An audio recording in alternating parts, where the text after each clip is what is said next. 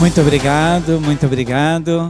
Bom, vamos dar início, né, a mais uma aula do módulo 4. Olha que beleza, né, gente? Chegamos no módulo 4. Parabéns, viu? Que lindo, né? Poder estudar, poder nos dedicar ao estudo, à evolução, crescimento espiritual. Parabéns, viu? Vocês são um exemplo para todos nós. Hoje nós vamos falar de um texto, né, dessa aula que está na página 152 da apostila dos senhores, tá bom? Então, o texto que nós vamos discutir está no livro dos jovens. Esse livro que para nós é um livro de cabeceira, né, na Seitonoye. Embora tenha título, né, Livro dos Jovens, mas não é um livro somente para jovens, fenomenicamente falando, né?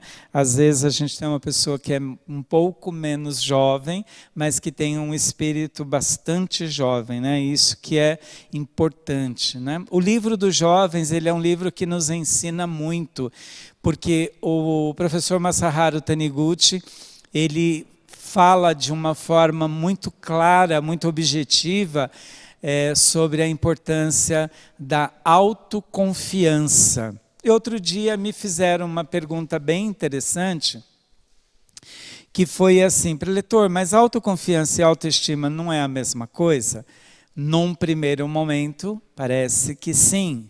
Mas quando a gente vai estudar o livro, quando a gente desdobra os textos do mestre, quando a gente lê nas entrelinhas do livro, a gente vê que tem uma diferença.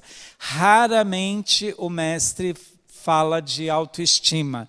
Normalmente ele utiliza mais autoconfiança. Eu não sei, né, uma das explicações que eu consegui encontrar no livro é que a autoestima, ela está muito ligada à questão do egocentrismo, né? E a autoconfiança não, ao contrário disso, né? Então, não sei se tem outra explicação, mas a mais coerente que eu consegui identificar aqui no livro é isso, né? Que a autoestima, ela vai estar ligada à questão do egocentrismo e a autoconfiança não, né? Onde a gente vai se sentir autoconfiante. Bom, então nós vamos falar, né, do texto Homens que Quero Formar, né?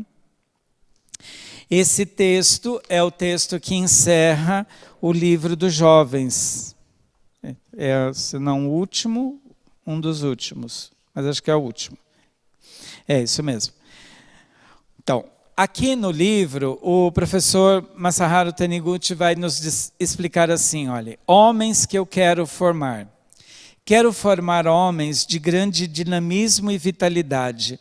Por mais inteligente que seja uma pessoa, ela não será capaz de pôr em prática suas ideias se não tiver grande dose de dinamismo e vitalidade. E mesmo que as ponha em prática, acabará fracassando. Quero formar homens de ânimo forte e mente alegre, que não se deixem abater por maiores que sejam as aparentes dificuldades. Bom, aqui a gente precisa entender o seguinte: qual é o conceito que as pessoas têm sobre dificuldade, né? Acho que essa é uma pergunta bem bacana para a gente compreender bem o texto, para desdobrar ele bem, né? No senso comum, sinônimo de dificuldade é obstáculo. Eu vinha caminhando, estava indo meio devagarinho, mas caminhando sempre, encontrei um obstáculo. Então, no senso comum, sinônimo de dificuldade é obstáculo. Para nós, na Seitonoye, um sinônimo de dificuldade é oportunidade. Enquanto muitas pessoas, no senso comum, encontram um obstáculo, nós, praticantes do ensinamento da Seitonoye, identificamos naquele obstáculo aparente obstáculo, uma oportunidade. Oportunidade de quê? De crescimento, oportunidade para mudança, oportunidade, uma palavra que está sendo bastante utilizada hoje no mundo acadêmico, é a ressignificação, né? Eu ressignificar, eu dar um novo significado para aquela situação, né?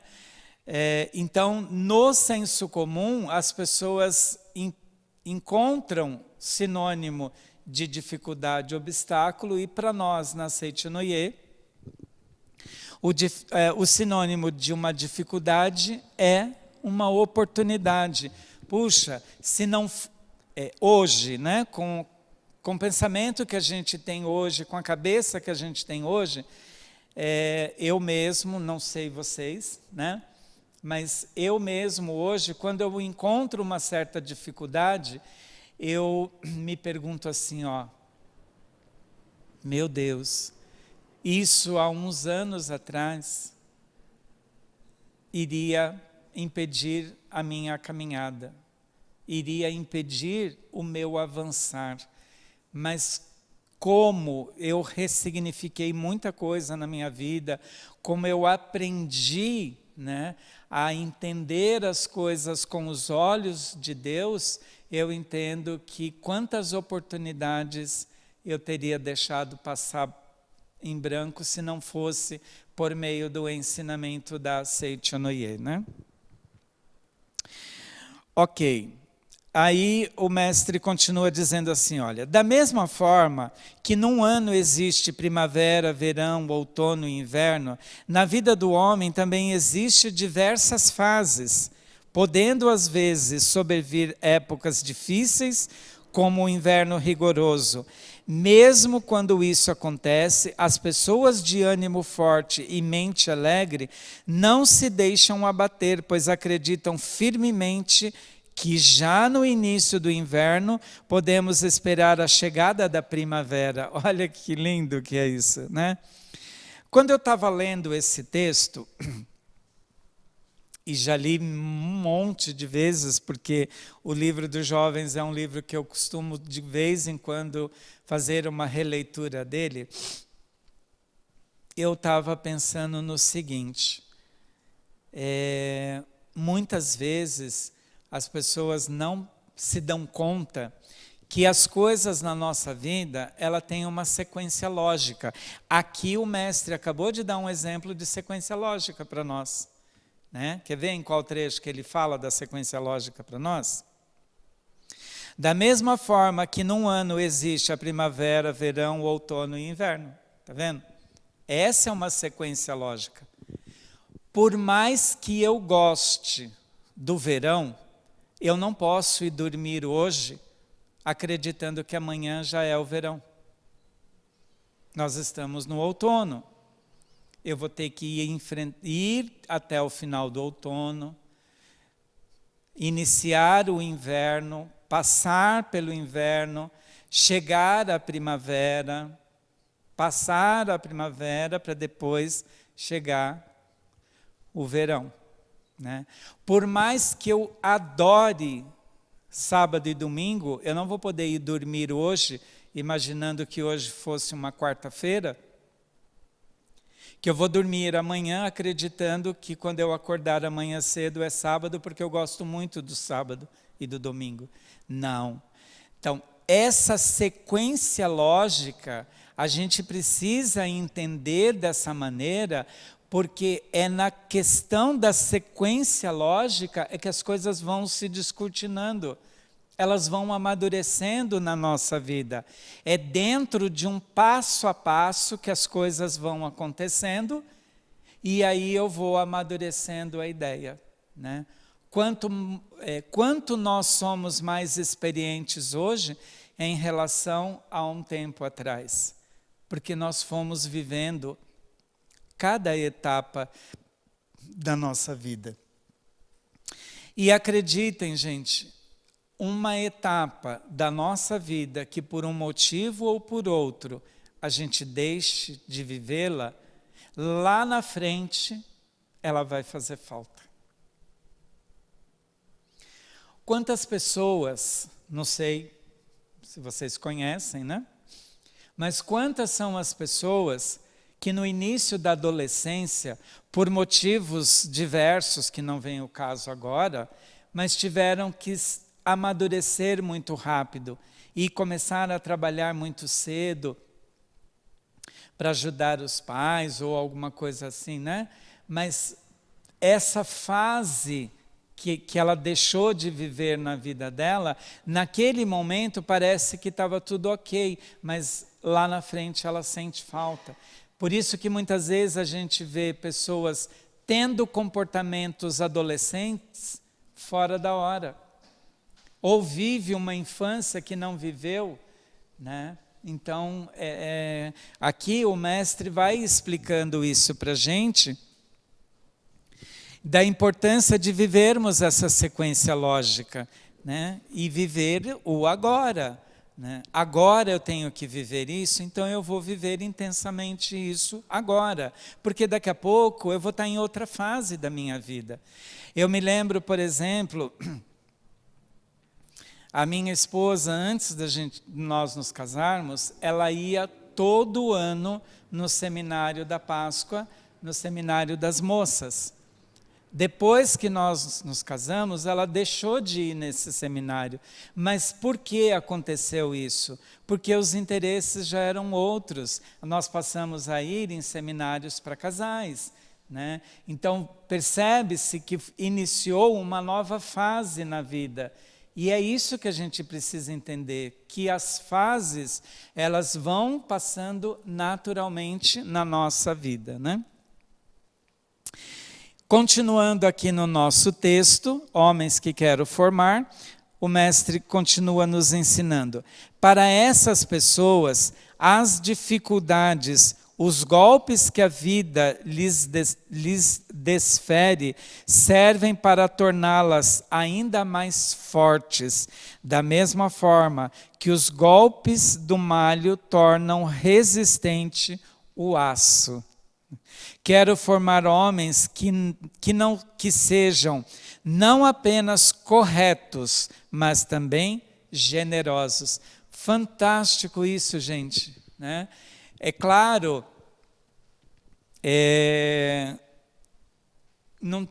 nós, né, eu conheço muitas pessoas que são corretas e que são generosas. Mas eu conheço muitas pessoas que são corretas, mas não conseguem ser generosas, né? Ou seja, homens que vivam em harmonia com todas as coisas. Aqueles que não possuem a generosidade, nem a capacidade de viver em harmonia com as pessoas e coisas que os cercam, não podem vivificar o seu próximo. Mesmo que eles próprios sejam pessoas corretas, né?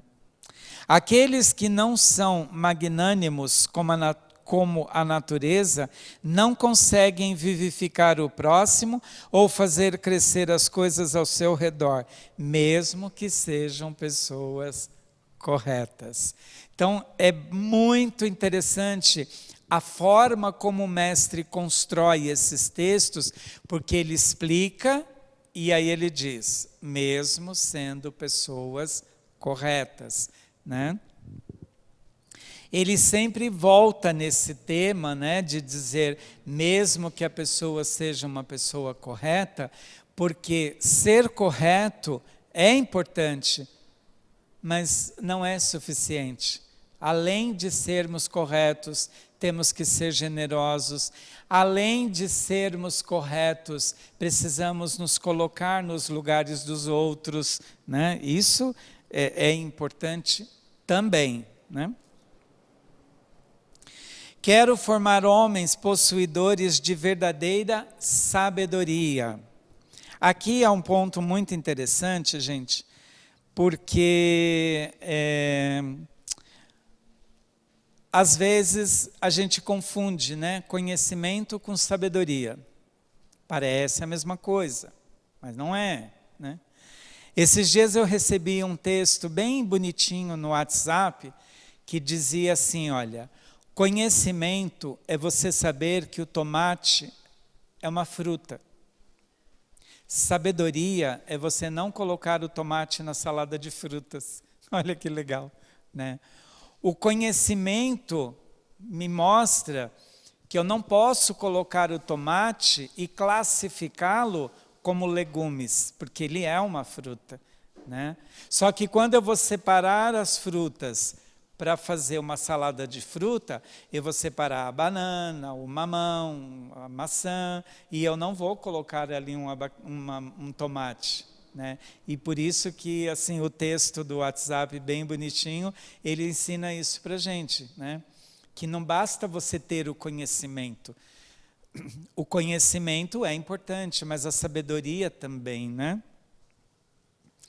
Então, quero formar homens possuidores de...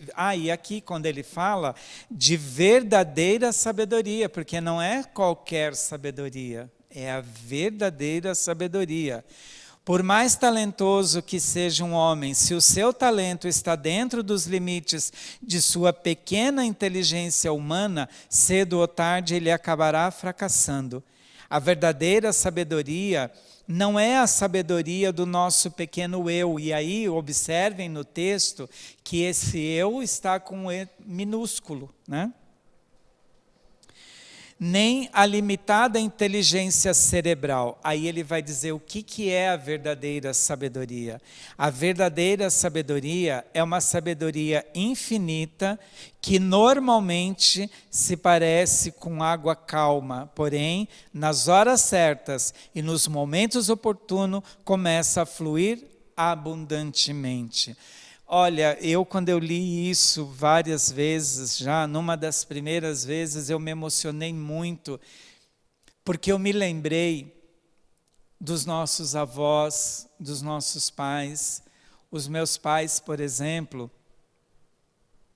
eles mal tiveram a oportunidade de ir para dentro de uma escola, mas eles eram muito sábios, muito.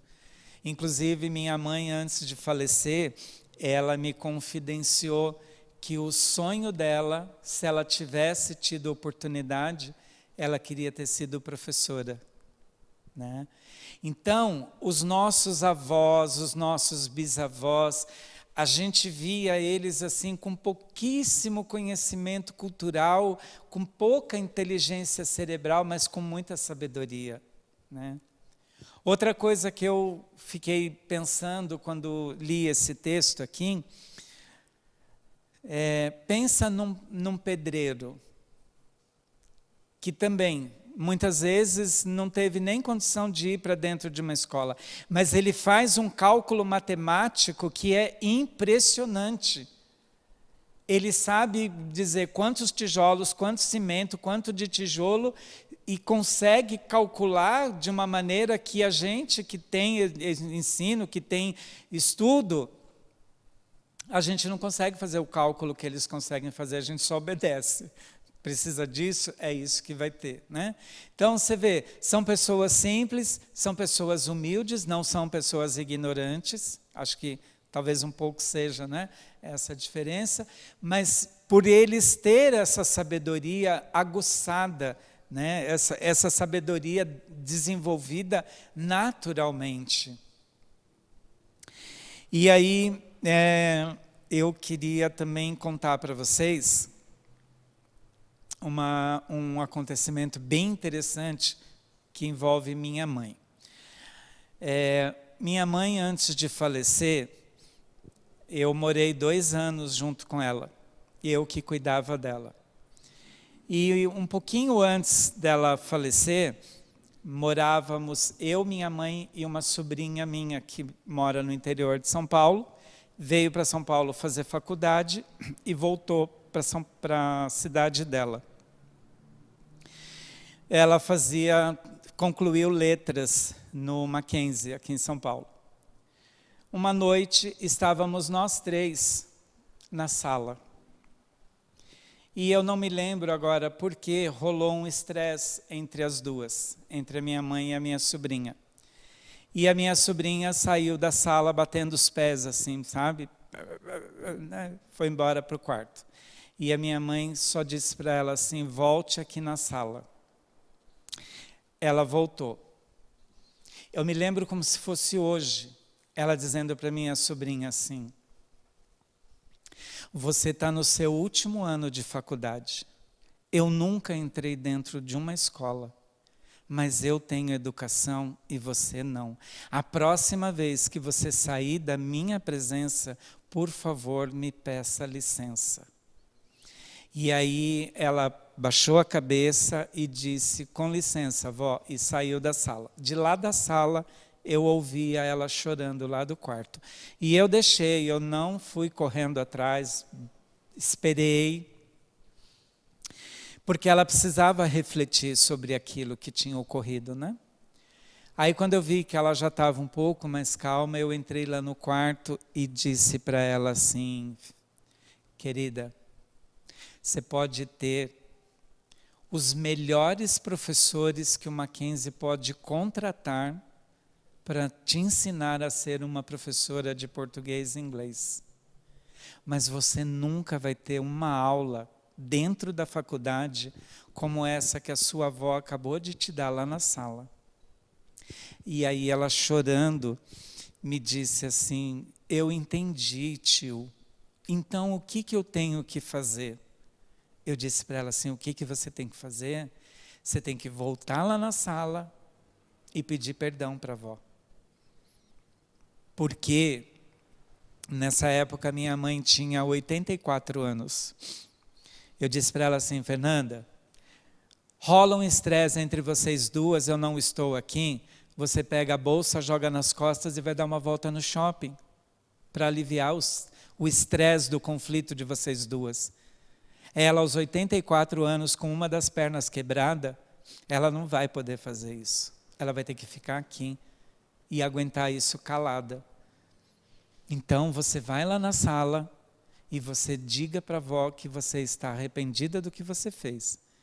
Aí eu lá do quarto presenciei as duas abraçadas, chorando, e aí a minha mãe disse para ela assim, Fernanda, ela repetiu, ela falou, Fernanda, tudo que a sua faculdade está te ensinando é para o seu intelecto, é para a sua inteligência, é para você, né, se tornar uma profissional competente, mas tem coisa que é a vida que vai te ensinar. E é assim que aconteceu, né? Por isso que quando o mestre fala aqui da verdadeira sabedoria, a gente vai mergulhando fundo na leitura do texto e lembrando de cenas e situações que ensinam bastante a gente. Eu não estou dizendo aqui que tudo que a escola, que a universidade tem a nos ensinar não é importante. É sim, é muito importante. Mas se eu não caminhar lado a lado, né, o intelecto e a sabedoria, o conhecimento e a inteligência, eu vou caminhar andando em cima de uma das pernas só. E isso não é sábio. O sábio é a gente andar caminhando com as duas pernas, ora na inteligência, ora na sabedoria, ora na inteligência, ora na sabedoria, né? Ok. Aqui, continuando, né? Quero formar homens que jamais odeiem nem amaldiçoam os outros. A bala de fuzil rompe o seu próprio cartucho antes de atingir o inimigo visado. Da mesma forma, o ódio e a maldição ferem primeiro as próprias pessoas que odeiam ou amaldiçoam antes de atingir as pessoas a quem elas são dirigidos. É por isso que quando uma pessoa odeia ou amaldiçoa os outros, geralmente começa a ocorrer em sua vida uma série de infelicidades, desgraças e doenças, né? Bom, aqui também eu me lembro de um trecho de um livro de Shakespeare, quando ele ensina para a gente guardar mágoa de alguém é como tomar um copo de veneno querendo que o outro morra, né? Acho que essa frase de Shakespeare, ela ensina bastante a gente que o pior prejudicado quando você guarda mágoa de alguém não é o outro. Eu vou me vingar de alguém guardando mágoas dele. O outro está feliz, está gordo, saudável, levando a vida maravilhosa e você ali guardando aquela mágoa, aquele ressentimento e envelhecendo, adoecendo, sentindo dores, sentindo sofrimentos, né? Então é por isso que o mestre fala, né, que ele quer formar homens que não guardem esse tipo de sentimento dentro deles, né? Desejo sinceramente ajudar a formar homens de coração generoso e repleto de amor, capazes de orar sinceramente pelo bem das pessoas que lhes querem mal. Olha isso. Fantástico, né? Desejo formar homens que saibam manifestar o verdadeiro amor e não homens pusilâmines do tipo que se limita a sorrir com resignação, por mais que sejam humilhados, né? E assim ele segue o texto ensinando muita coisa para a gente, né? Quando o professor Masaharu Taniguchi fala aqui, né, que homens eu quero ver formar, ele está dizendo em outras palavras que líderes do movimento ele quer ver formado. Que líderes que vão estar à frente do movimento de iluminação da humanidade, que vão formar as outras pessoas, né?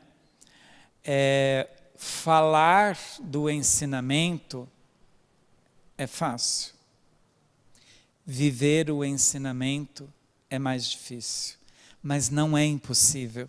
Se a gente olhar para trás, quem já está na Seichunoye há um tempinho, né? Há 1 ano, 2 anos, 5 anos, 10 anos, não importa o tempo, mas se você olhar para trás e ver como você chegou na Seichunoye e como você está hoje, as pessoas que estão ao seu redor, como estavam quando você chegou no ensinamento da Seichunoye e como elas estão hoje, a gente vai perceber se evoluímos ou não através dessa observação do ambiente à nossa volta, das pessoas que estão ao nosso redor, quantas pessoas a gente tem conseguido ajudar. E é interessante porque muitas vezes nem nós ainda conseguimos alcançar a iluminação, mas a gente está ajudando as pessoas a também alcançar a iluminação, né? E aí eu fico pensando assim, né? Às vezes, a gente não consegue resolver os nossos problemas. E basta que você esqueça deles por alguns minutos para pensar no outro, quando você retorna aquilo que você tinha dificuldades, resolveu e você nem percebeu, né? Quando a gente deixa de olhar para o próprio umbigo, né? Quando a gente está passando por uma dificuldade, como o mestre fala aqui no livro dos jovens, né? Quando a gente passa por uma dificuldade, a sensação que a gente tem é que a única pessoa que sofre no mundo somos nós. A única pessoa que está sofrendo com isso somos nós, né? E não é verdade. Quantas pessoas estão sofrendo nesse momento agora, né? E a gente deixa do nosso pequeno eu para ir ajudar o outro, quando a gente retorna, estamos, né, mais fortalecidos, mais evoluídos, né? Por que não dizer, né? Então, o livro dos jovens é um livro que ele ensina diariamente para a gente coisas que a gente precisa botar em prática, viver na prática isso, né? Então, nesse sentido, quero agradecer mais uma vez a oportunidade de ter discutido um pouquinho com vocês sobre esses textos, né? Desejo que vocês continuem a leitura, fazendo bom proveito desse texto fantástico desse presente que o mestre deixou para a gente do livro dos jovens, tá bom? Muito obrigado, parabéns pela oportunidade, parabéns pelo estudo de todos vocês. Muito obrigado.